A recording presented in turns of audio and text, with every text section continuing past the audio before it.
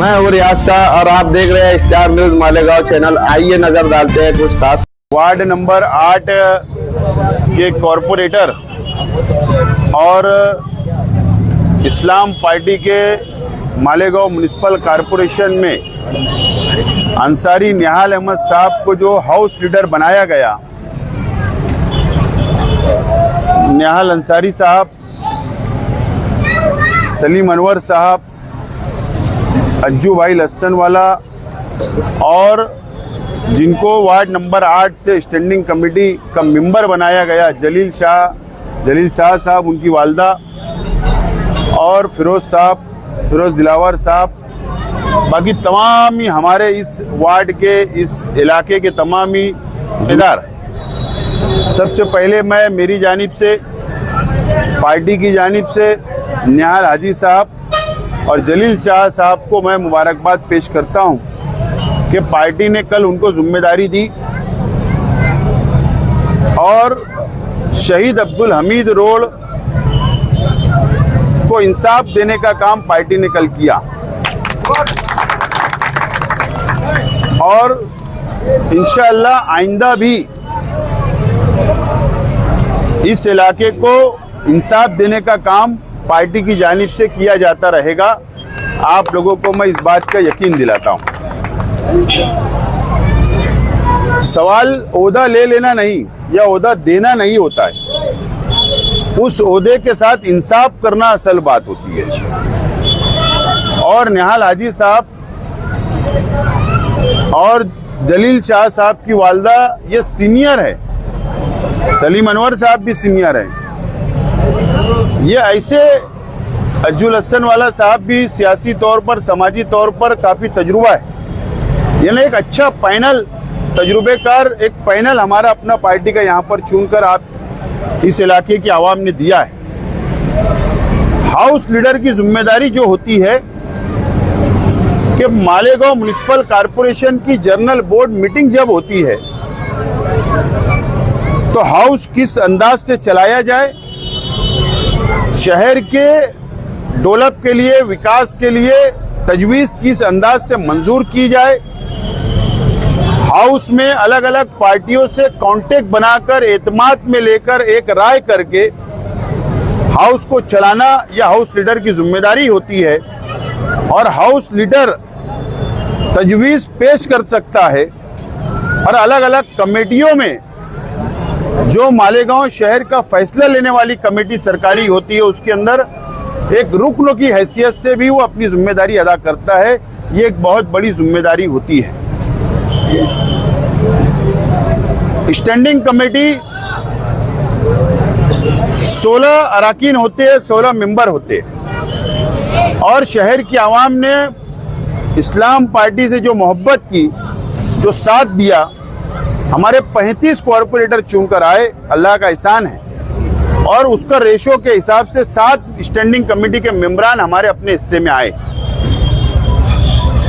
और मैं हमारे 35 कॉरपोरेटर का शुक्रिया अदा करता हूं कि जब मैंने मीटिंग बुलवाया पिछले शनिचर को 7 दिन पहले और मैंने एक राय से कहा कि अब स्टैंडिंग कमेटी का चुनाव है, मेंबरान को नॉमिनेट करना है, तो आप लोगों की कोई डिमांड होगी तो आप मेरे सामने पेश करो। तो तमाम ही मेंबरान ने कहा कि आप जो फैसला करोगे वो फैसले के साथ हम रहेंगे और मुझे खुशी हुई।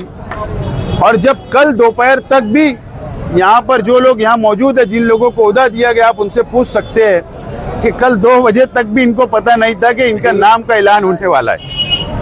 यानी इतना कॉन्फिडेंशियल मैंने काम किया और सब ने एक राय से मंजूर किया और हमारे 35 कॉरपोरेटरों को हम 5 साल में अलग अलग उनको ओहदा दिया जाएगा, उनके साथ इंसाफ किया जाएगा।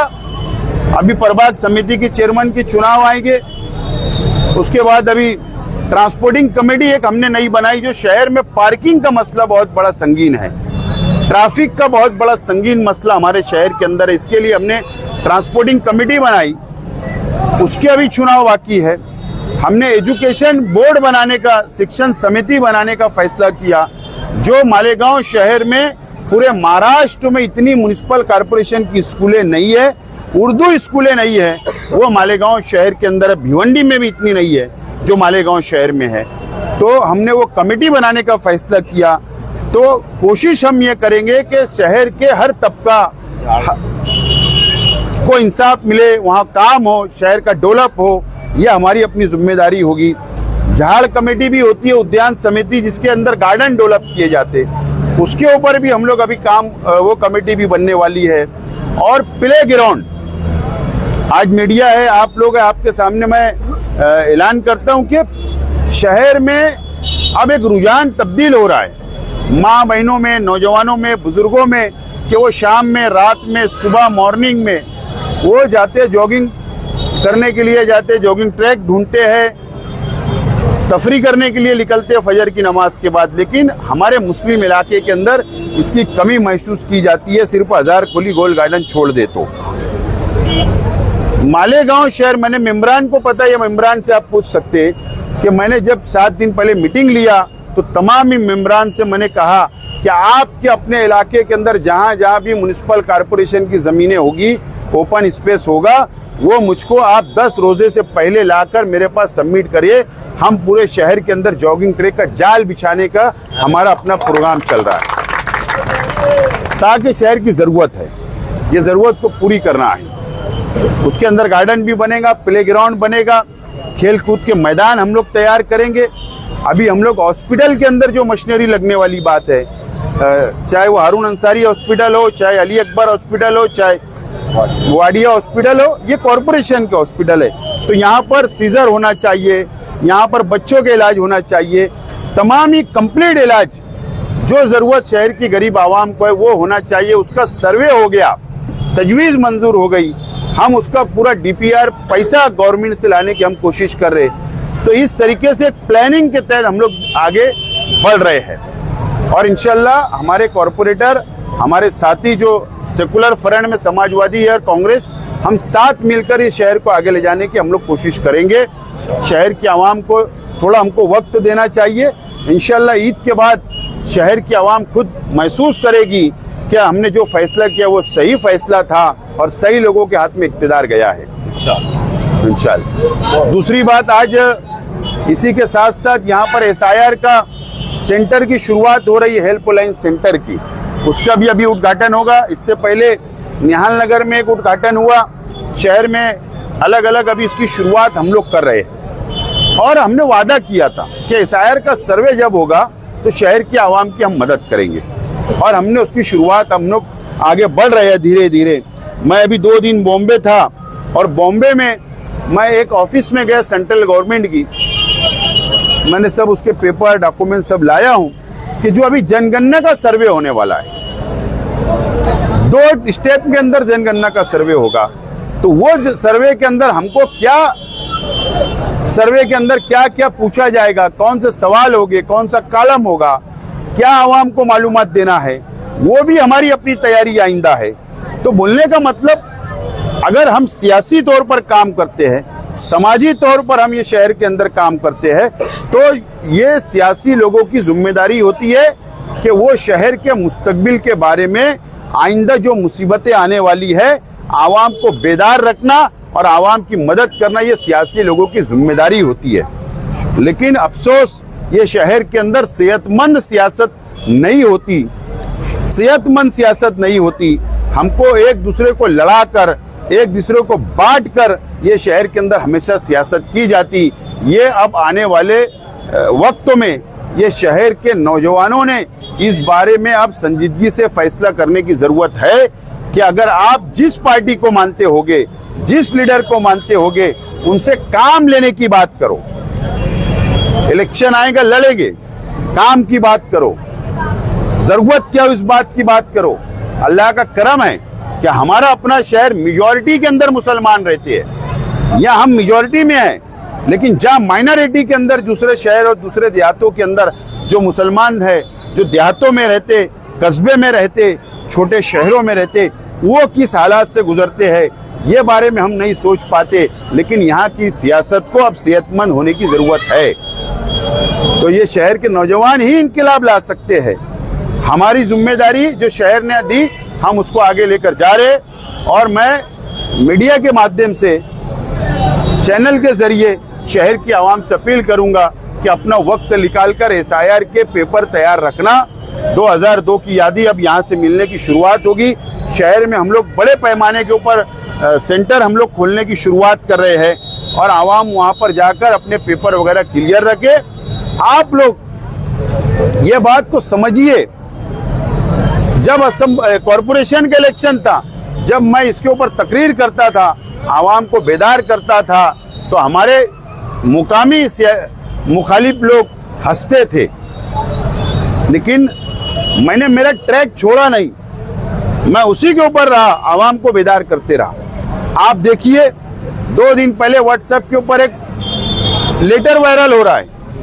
बीजेपी ने अपने टॉप के 8 लीडरान का नाम डिक्लेयर किया कि उनकी निगरानी में महाराष्ट्र का एसआईआर का सर्वे होने वाला है। उसमें किरीट सुमैया को भी शामिल किया गया।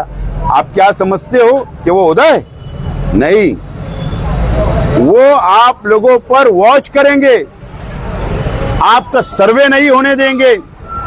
खास तौर पर महाराष्ट्र के अंदर जहां जहां मुस्लिम बस्तियां हैं वहां पर वॉच करके ये रुकावट पैदा करने का काम करेंगे। ये एक बहुत बड़ी साजिश है, ये हम लोगों को समझने की जरूरत है। लेकिन हम इसके ऊपर कोई बात होती नहीं, कोई बात नहीं होती, इस पे बहस नहीं होती। अलग अलग तरीके से शहर को उलझाने की कोशिश की जाती है। तो ये शहर की आवाम और हम सब की जिम्मेदारी है, नौजवानों की, कि बेदार रहने की जरूरत है। इलेक्शन आएगा, इलेक्शन लड़ा जाएगा, हार और जीत होगी, ये होने वाली चीज है, ये रुकने वाली चीज नहीं है। लेकिन जो मुसीबतें सरकार की तरफ से आ रही है, आज हम लोगों पर उसके ऊपर लाएमल हमारा मजबूती से तैयार करने की जरूरत है।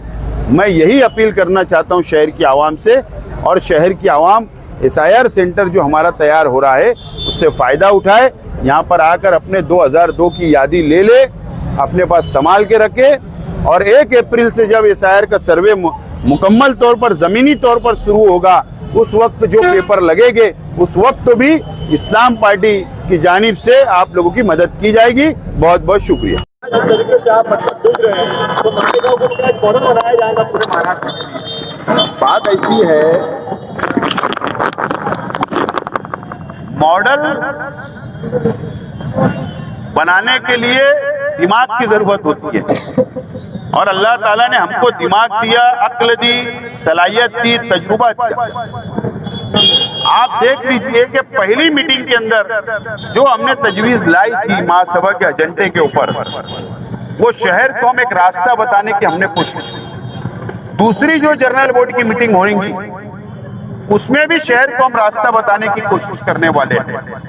सवाल ये होता है, यहाँ तो उल्टा है कि हमारी खासदार मैडम भी आती है और कमिश्नर से बजट मांगती है कि जनरल फंड का बजट।